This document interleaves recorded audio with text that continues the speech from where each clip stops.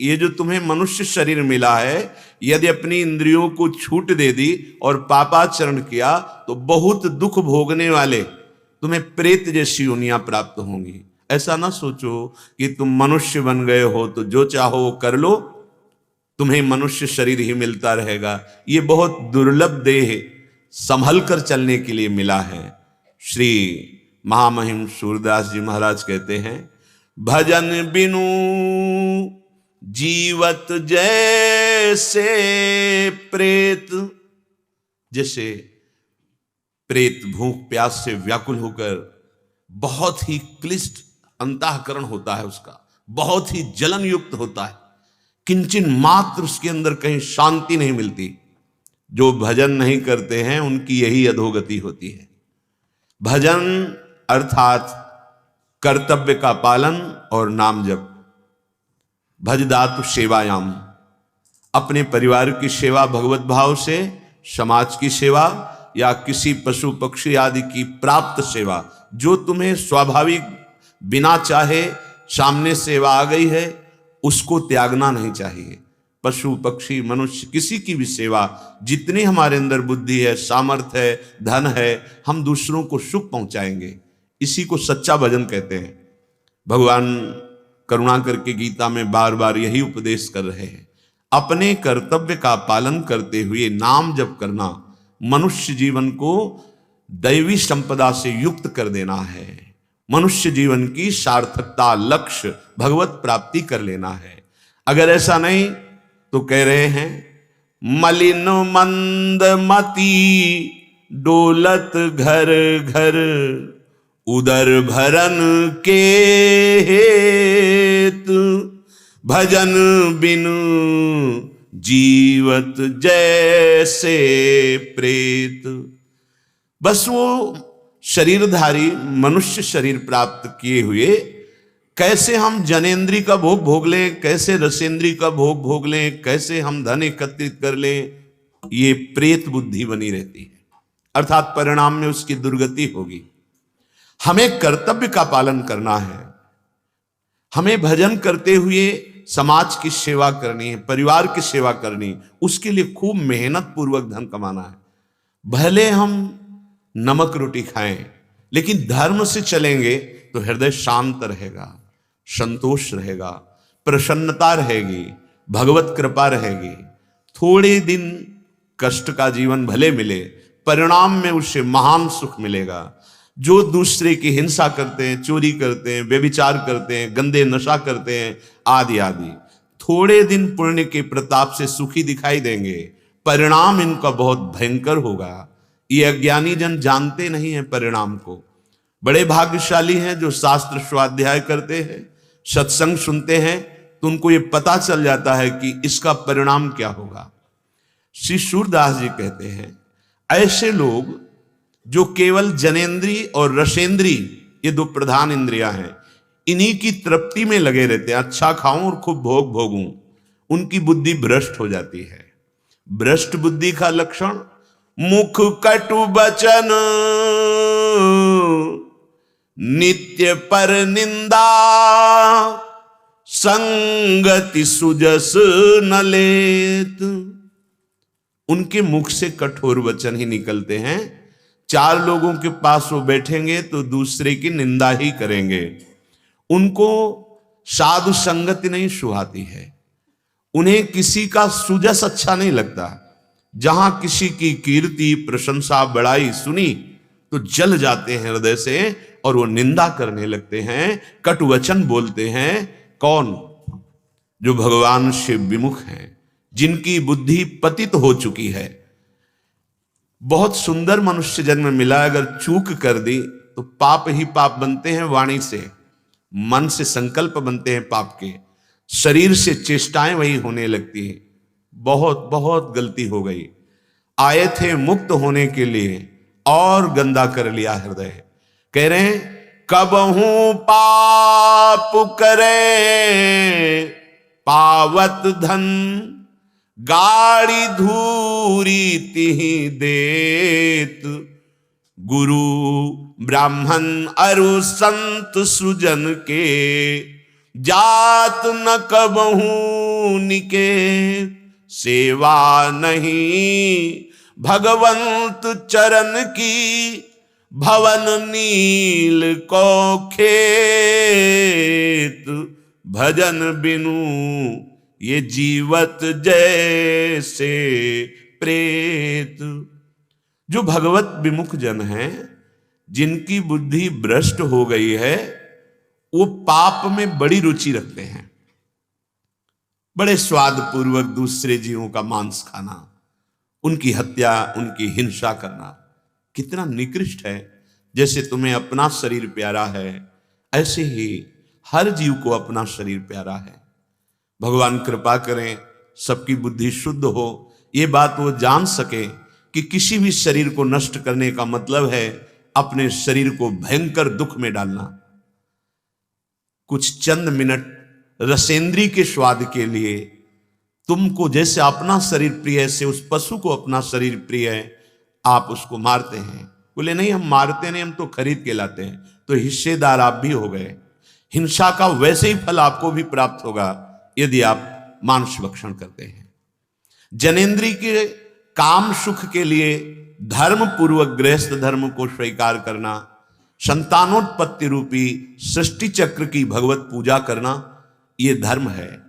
लेकिन ना तो पाणी ग्रहण किया, गृहस्थ धर्म को स्वीकार नहीं किया, और मनमानी बेविचार, ये तुम्हारी दुर्गति करा देगा। जो व्यसन इतना तुम्हें मदांध कर दे कि तुम पूज्य जनों की हिंसा करने में भी ना सकुचाओ, पूज्य जनों का अपराध कर दो, ऐसे व्यसन नहीं। पर व्यसन करना, व्यभिचार करना, मांस खाना, पापाचरण करना, जिनकी बुद्धि भ्रष्ट है उनको यही अच्छा लगता है। वो कभी भी ऐसा मन में विचार नहीं करते कि गुरुदेव की शरण ले, कभी वो ब्रह्म ऋषियों का आदर नहीं करते, कभी वो संत सुजान के वचन नहीं सुनते, और ना कभी उनके पास जाते हैं। अगर कहीं भगवत कृपा से कोई ऐसा मित्र मिल जाए और वो उनको पास भी ले जाए, तो वो निंदा ही करते हैं, वो दोष दर्शन ही करते हैं। उनके हृदय में संतों के प्रति बहुत बड़ी जलन होती है, द्रोह। ये बुद्धि भ्रष्ट का लक्षण है। नहीं तो बड़े भाग्य का विषय होता है यदि कभी संत की सेवा का अवसर मिल जाए। दर्शन, संभाषण और सेवा, ये बड़े भगवत कृपा पात्र को मिलती है। भगवत प्रेमी महात्मा का दर्शन, उनसे संभाषण करने का सौभाग्य, उनकी सेवा का, वो दिन अपने जीवन का सबसे बड़ा महान दिन होता है, जिस दिन कृपा करके संत हमारे पास आ जाए या हमें संत के पास पहुंचा दिया जाए। जा दिन संत पाहुने आवत, तीरथ कोटि समान करें फल, जैसे ही दर्शन पावत। जो ही हम भगवत प्रेमी महात्मा का दर्शन करते हैं, करोड़ों तीर्थों के स्नान का फल दर्शन मात्र से प्राप्त हो जाता है। बड़े भाग्य जिनके हृदय में ये उत्साह कि आज मुझे संत दर्शन होगा, और जब संत दर्शन हुआ तो हृदय नाच पड़ा। उमा संत समागम शम न लाभ कछुआन, भगवान शंकर कहते हैं। अगर हमें संत समागम मिला, इससे बड़ा सृष्टि में कोई लाभ नहीं। तीर्थ कोटि स्नान करें फल, जैसे ही दर्शन पावत। भगवत प्रेमी महात्मा के ज्यों ही दर्शन हुए तो करोड़ों तीर्थों के स्नान अवगाहन का फल प्राप्त हो जाता है। नयो नेह दिन दिन प्रति उनके, चरण कमल चितलावत। और एक विशेष बात हो गई, जहां हमारा चित्त विषयों की तरफ आसक्ति पूर्वक जा रहा था, जहां हमारा चित्त संसार के व्यक्ति वस्तु स्थान में आसक्त हो रहा था, संत संग से चित्त पलट गया। अब नया नया उत्साह प्रियालाल के चरणों में, प्रभु के चरणों में। यह बड़ी दुर्लभ बात है। जैसे जल कहीं भी छोड़ो नीचे की तरफ ही जाता है, ऐसे ही हमारा मन, हमारी इंद्रियां प्रकृति की तरफ ही जाती हैं। बड़े कृपा पात्र हैं जिन्हें संत समागम मिला, और संत समागम से जिनकी वृत्ति प्रभु की तरफ चलने लगी। ये बहुत बड़ा मनुष्य जीवन का परम लाभ। संत समागम से जिनकी वृत्ति श्री भगवान की तरफ लग गई, ये भाग्यशाली के हृदय में होता है। नहीं तो थोड़ा धूप बत्ती लगा लेना, अगरबत्ती लगा लेना, या थोड़ी पूजा कर लेना और सकाम भाव से आजीवन संसार के भोगों में रत रहना, तो वो पूजा भक्ति नहीं कहलाती, वो शुभ कर्म कहलाती है। शुभ कर्म थोड़ा अच्छे स्वार्गिक सुखों को देख करके नष्ट हो जाते हैं। जब हम अपने को श्री भगवान का मानते हैं तो हमारे सांसारिक कार्य भी पूजा बन जाते हैं, पर नाम जप करते हुए भगवत भाव से। ये वृत्ति केवल सत्संग से प्राप्त होती है। यदि साधु संग ना मिले तो जीवन का जो दिव्य स्वरूप है वो हम समझ ही नहीं पाएंगे। जिस प्रपंच में फंसे हैं, साधु संग मिल जाए तो यही प्रपंच भगवत प्राप्ति का हेतु हो जाता है, और कुछ नया नहीं करना। कल जैसे एक प्रश्न पूछ रहे थे कि हम भक्ति कहां से प्रारंभ करें, कैसे जाने कि ये भक्ति हमारी प्रारंभ हो गई। समस्त शास्त्रों का स्वाध्याय जहां तक गुरु कृपा से हुआ, संतों का संग और अपने हृदय के रंग को मिला के कहते हैं। सबके हृदय में श्री भगवान विराजमान हैं।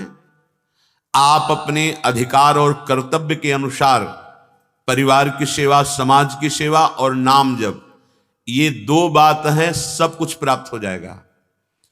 अगर आपने अपने घर में कुछ मिनट भक्ति की और बाहर निकल करके पापाचरण किया, राग द्वेष किया, हिंसा वृत्ति रखी, चोरी छल कपट, बिल्कुल आपकी भक्ति नहीं मानी जाएगी।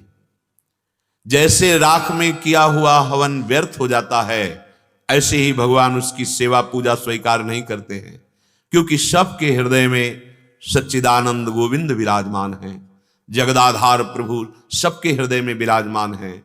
किसी का भी हिंसा, चोरी, छल कपट आदि से व्यवहार वर्ताव करना, मानो अपने हम प्रभु के साथ ऐसा वर्ताव कर रहे हैं, तो वो श्रेष्ठ भक्ति नहीं कही गई कि कुछ मिनट आप अपने घर में आरती पूजा कर लिए और बाहर निकलकर पापाचरण किए। नहीं, इसका सुधार कहां से होता है? तो साधु पुरुषों का जब संग मिलता है तब पता चलता है कि भक्ति का वास्तविक स्वरूप क्या है। तो कह रहे नयो नेह दिन दिन प्रति उनके चरण कमल चित लावत। साधु संग के प्रभाव से, साधु संग ऐसा होता है जैसे दर्पण। ऐसे तो हमें बड़ा गुमान है कि हम बहुत सुंदर हैं, पर जब दर्पण में देखते हैं तब पता चलता है हम कितने सुंदर हैं। ऐसे ही जब सत्संग रूपी दर्पण हमारे सामने होता है तब हमें अंदर की कमियां दिखाई देती हैं। ओहो, हमसे कितनी बड़ी गलती हो रही थी, अब नहीं करेंगे। नयो नेह, उसके अंदर नवीन प्रेम प्रकट हो जाता है। नवीन प्रेम अभी शरीर से था, शरीर संबंधियों से था, भोगों में था, अब प्रभु की तरफ होने लगा। अब असत आचरण त्याग की सामर्थ्य आ गई। नयो नेह दिन दिन प्रति उनके चरण कमल चितलावत। भगवत प्रेमी महात्मा के चरणों में प्रेम, अर्थात प्रियालाल के चरणों में प्रेम। महाप्रभु हरिवंश चंद्र जी ने इसीलिए कहा, श्याम श्यामा पद कमल संग शिरनायो। अगर श्याम श्यामा के चरणारविंद के प्रेमी महाभागवत का संग ना मिले, उनकी आज्ञा में ना चले, तो सीधे श्यामा श्याम से प्रेम हो ही नहीं सकता। रेमन रसिकन संग बिन रंचन होई प्रेम। अगर भगवत प्रेमी महात्मा का सानिध्य ना मिले तो भगवत चरणारविंद में प्रेम हो ही नहीं सकता। ये सिद्धांत है, भक्ति का सिद्धांत है, दास दासोहम। भक्त के चरणारविंद के प्रति जैसी निष्ठा, वही निष्ठा सीधे श्री हरि चरणारविंद में। अगर भक्त से द्रोह तो हरि चरणारविंद में प्रीति हो ही नहीं सकती। मन बच कर्म और नहीं जानत, सुमिरत और सुमिरावत। जब भगवत प्रेमी महात्मा का संग मिलता है तब भगवत सुमिरन प्रारंभ हो जाता है। देख लो, जीवन में किसी के भी यदि परिवर्तन कहीं भी हुआ है, कभी भी, सो जानो सत्संग प्रभाऊ, लोकहु वेद न आन हो पाऊ, वो केवल साधु संग से ही होगा। सतमार्ग की वृत्ति, प्रकट होना, चलना, पुष्ट होना, ये तीनों संत संग से, अर्थात भजन करना, भजन बचाना और भजन पचाना, ये तीनों वृत्ति साधु संग से, सदगुरुदेव के चरणों की प्रीति से प्राप्त होती हैं। सुमिरत और सुमिरावत, ऐसे जो संत सेवी जन हैं वो अपने परिवार को भी भगवत सुमिरन में लगाते हैं। कई ऐसे भाग्यवान जनों ने बात की कि हम अपने बच्चों को बैठाल कर कुछ मिनट राधा नाम कीर्तन करवाते हैं, उनको सतमार्ग की बातें सुनाते हैं, वही आगे चल करके सदगृहस्थ बनते हैं, विवेकवान, विचारवान बनते हैं। जब तक हम स्वयं विवेकवान नहीं, भजन करने वाले नहीं, सतमार्ग वाले नहीं, तो आशा मत रखो कि तुम्हारे बच्चे तुम्हारे साथ सदव्यवहार करेंगे, क्योंकि आपने सदाचरण खुद नहीं किया। तो जो संत सेवी होता है, सत्संगी होता है, वो स्वयं सुमिरन करता है और दूसरों को भगवत स्मरण कराता है, भगवत मार्ग में लगाता है। ये बड़ी बात है। अगर कोई सबसे बड़ा सृष्टि में दानी है तो नाम दान करने वाला, भूले हुए जीव को नाम जपने की प्रेरणा दे दी जाए और वो कुछ बार ही जपने लगे तो बहुत बड़ा उसका कल्याण होगा, और जिसने प्रेरणा की वो अपने आराध्य देव को प्रसन्न कर लेगा। इस बात से हमें लगता है यदि सुखी होना है, आनंदित होना है, तो स्वयं नाम जप करें और अपने जितने मित्र परिवार के सदस्य जन हैं उनको असत मार्ग से हटने की बातें सुनाकर भगवान नाम कुछ ही जप करने लगे। अगर 10 मिनट भी जप करने लगे तो जीवन के रजिस्टर में परम धन नाम 10 मिनट तो जमा हो गया, वही हमें बचा लेगा, वही हमारी आगे परम उन्नति कर देगा। मिथ्यावाद उपाधि रहित हुए, बिमल बिमल जस गावत, बंधन कर्म कठिन जे पहिले, सोऊ काटि बहावत। ये मिथ्यावाद है, ये सब मिथ्यावाद है। ब्रह्म सत्यम जगन मिथ्या। अभी नहीं समझ में आएगा क्योंकि आप इसमें आसक्त हैं कि ये मिथ्या कैसे हो सकता है। जब छूटने का समय आएगा तब आपको समझ में आएगा, पर उस समय आपके पास समय नहीं होगा कि सुधार कर लें, अपनी बिगड़ी बना लें। इसलिए आज समझ लीजिए, ये शरीर मिथ्या है, ना पहले था ना बाद में रहेगा। ये बीच में केवल केवल भगवत प्राप्ति के लिए मिला है। अब ये बात समझ में आ जाए, यही समझ में नहीं आती। मैं पुरुष हूं, मैं स्त्री हूं, मैं अमुक हूं। नहीं नहीं, गलत चिंतन हो रहा है। मैं प्रभु का हूं, मुझे गृहस्थ की सेवा मिली है, मुझे विरक्त की सेवा मिली, ये सेवाएं हैं, पर ना मैं शरीर हूं और ना शरीर के संस्कार मेरे हैं। मैं अविनाशी भगवान का अविनाशी अंश हूं। भूल को मिटाने के लिए मुझे मानव जन्म मिला है। जहां से भूल मिटनी है वहां हम भूल बढ़ाते चले जा रहे हैं। ये बड़ा माया का प्रभाव है। प्रार्थना है, बड़े हृदय से प्रार्थना है। कुछ समझ में आवे या ना आवे, इतना तो समझ लीजिए, नाम के बिना आपका जीवन मृत जीवन है। नाम के बिना आपकी बड़ी दुर्दशा हो जाएगी। ये बहुत सोच विचार करके ब्रह्म ऋषियों ने जो लिखा है उसे समझिए आप। ये मानव जीवन आपको बार बार नहीं मिलेगा। बार बार तो बनत नहीं यह संजोग अनूप, मानुस्तन वृंदा विपिन रसिकन संग विविरूप। प्रिया प्रीतम की उपासना मिल गई, तुम्हें वृंदावन धाम आने को मिला, तुम्हें मनुष्य जन्म मिला, इससे बड़ी हरि की और कोई कृपा नहीं हो सकती। यदि इस जन्म में भगवत प्राप्ति नहीं कर पाए तो पता नहीं कितना भटकना पड़ेगा, यह संयोग बने कि ना बने। ध्रुवदास जी तो कहते नहीं बनेगा, बार बार तो बनत नहीं यह संजोग अनूप। जैसा अब अपने को अवसर मिल गया भगवत प्राप्ति का, ऐसा नहीं मिलेगा, क्योंकि कलिकाल है, ये अपना प्रबल रूप बढ़ाता चला जाएगा। होंगे संत महात्मा, ऐसा नहीं कि नौ सृष्टि खाली नहीं रहेगी, पर उनके वचन ग्रहण करने की योग्यता हमें नहीं रहेगी। जब तक हमारे पवित्र आचरण नहीं होते, अंतःकरण पवित्र नहीं होता, तब तक संतों के वाक्य को हम समझ नहीं सकते। वासनामयी बुद्धि, कामनामयी बुद्धि संत वाक्यों को नहीं समझ सकती। उसके लिए तो निर्वासनिक बुद्धि चाहिए। कलिकाल का ऐसा वासना में प्रभाव बढ़ेगा कि संत वाक्य उसको एक उपहासास्पद वाक्य लगेंगे। ऐसा कैसे हो सकता है? वो ऐसा सोचेगा। अभी बुद्धि कुछ शुद्ध है, अभी सत्संग मिल रहा है, अभी मन में आ गया है कि भजन करना चाहिए, कर लो। ये बार बार ऐसी कृपा नहीं होगी। बंधन कर्म कठिन जे पहले सोऊ काट बहावत। जिसको ये समझ में आ गया कि ये शरीर मैं नहीं हूं, मेरा नहीं है, ये मिला है, जो मिला है वो छूटेगा, तो हम असली कमाई कर लें। ये उपदेश की बात नहीं है। उपदेश तो बहुत हो रहे हैं। अपने जीवन का यदि लक्ष्य दृढ़ नहीं हुआ, भजन नहीं हुआ, परिवर्तन नहीं हुआ उद्देश्य का, तो ये प्रवचन मात्र से माया किसी को नहीं बख्शती। प्रवचन सुन लो और प्रवचन कर लो, पर रहोगे माया में ही।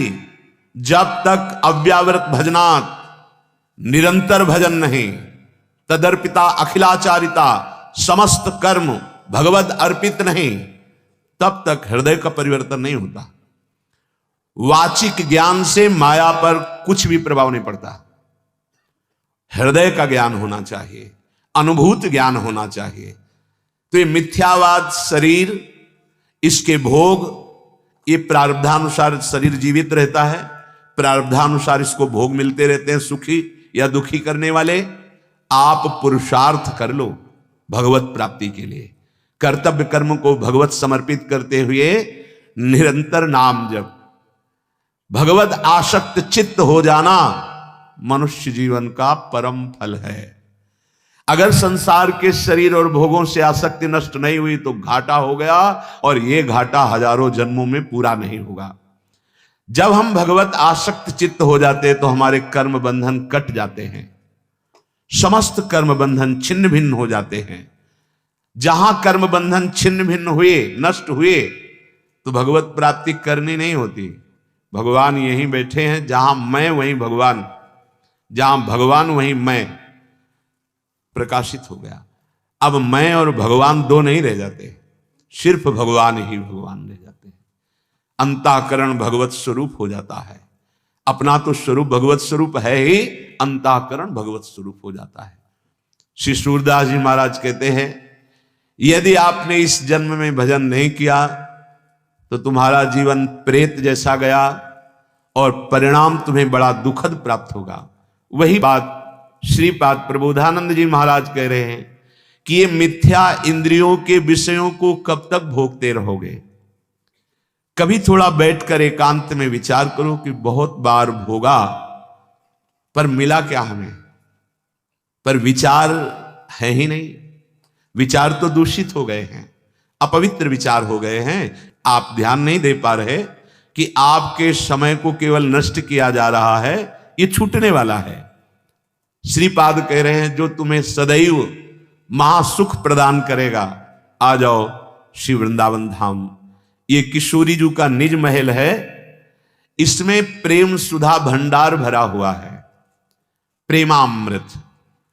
निरंतर प्रेम में डुबोने की सामर्थ्य वृंदावन की है, पर वृंदावन में वही प्रेम में डूबता है जिसको रहनी आ गई है। अगर थोड़ा भी अभिमान है तो वृंदावन के सुख को नहीं ले पाएंगे। वृंदावन इह विधि बसे तज के सब अभिमान, धन का अभिमान, बुद्धि बल का अभिमान, शरीर बल का अभिमान, साधन बल का अभिमान, ये धाम है। जब आप इस धाम की रज में लौटेंगे, रसिकों का संग करेंगे, तो अभिमान अपने आप गलित हो जाएगा। सच्ची कहते हैं, हृदय में ऐसी स्थिति आ जाती है कि ना अहम रह जाता है और ना करता रह जाता है, केवल देखता है वो क्या हो रहा है। प्रभु अब क्या करवा रहे हैं, प्रभु क्या बुलवा रहे हैं, प्रभु क्या चिंतन करा रहे हैं, ये देखता है उपासक। जो वृंदावन का कृपा पात्र उपासक होता है उसमें कर्ता भाव नहीं होता है। कर्ता भाव अहम लय हो जाता है प्रभु के चरणारविंद में, और स्वयं प्रभु उसके हृदय में बैठ करके भागवतिक चेष्टाएं कराते हैं। किंचन मात्र सुसुख वांछा नहीं रह जाती। ये स्थिति धाम प्रदान करता है, और आप ये स्थिति बाहर से प्राप्त कर सकते हैं धाम आश्रित होकर। जैसे पूज्य भाई जी श्री हनुमान प्रसाद पोद्दार जी गीता वाटिका में, पूज्य श्री राधा बाबा जी, आप कहेंगे ये बड़े महापुरुष हैं, तो ये बड़े महापुरुष किनके हुए? प्रभु के। क्या अंश में बड़ाई छोटाई होती है क्या? चींटी में जो अंश है, हाथी में भी वही अंश है, देवराज इंद्र में भी वही अंश है। अंश में कोई फर्क नहीं होता, भगवद अंश समान रूप से होता है। हां, अब उस स्वरूप स्थिति में जागृत कौन हुआ है ये बात होती है। आप जागृत हो जाएं तो जो भाई जी को प्रियालाल सुख दिए वही आपको देंगे, जो मीरा जी को सुख दिए वही आपको देंगे। पर आप तो सोए हुए हैं मोह निद्रा में, इंद्रियजन्य भोगों में आप आसक्त हैं। जैसे जैसे आपका नाम जब चलेगा आपको समझाना नहीं पड़ेगा, इंद्रियजन्य भोगों में अरुचि हो जाएगी।